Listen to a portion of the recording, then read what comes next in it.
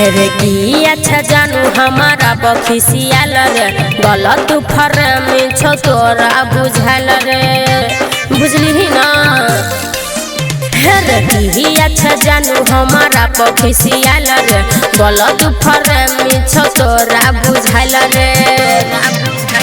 रे साँच कहै छियौ नहीं छरला तो कोनो नहीं छरला।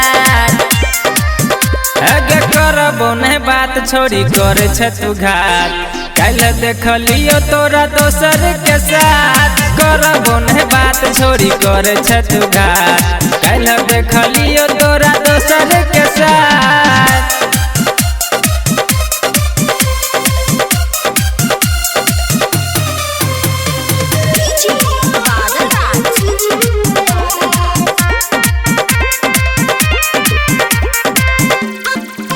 सच कहै छियौ माई के रे क्रिया हरदम रहै छै तोरे फिक्रिया बात बुझल रे।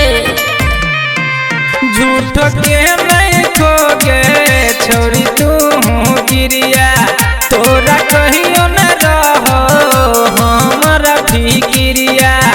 हेरे घूमे लागल छली नदी के कात हेरे नदी के कात विश्वास कर रे। आगे करबो नहीं बात छोड़ी करे छे तू घात कल देखलियो तोरा दोसर के साथ। करबो नहीं बात छोड़ी करे छे तू घात कल देखलियो तोरा दोसर के साथ।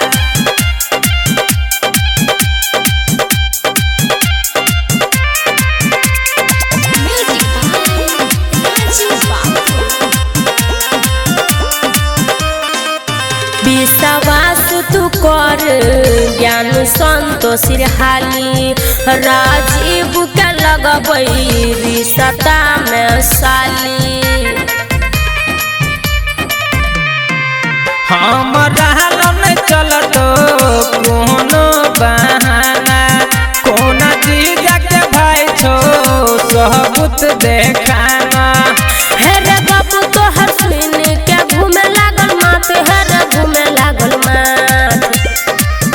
आगे करबो नहीं बात छोड़ी करे छे तू घात कल देखलियो तोरा दोसर के साथ। करबो नहीं बात छोड़ी करे छे तू घात कल देखलियो तोरा दोसर के साथ। ही अच्छा जानू हमारा पखिसियाल रे गलत फरमी छो तोरा बुझाल रे।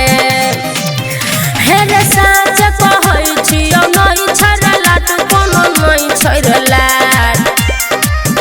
आगे करबो नहीं बात छोड़ी करे छे तू घात कल देखलियो तोरा दोसर के साथ। करबो नहीं बात छोड़ी करे छे तू घात कल देखलियो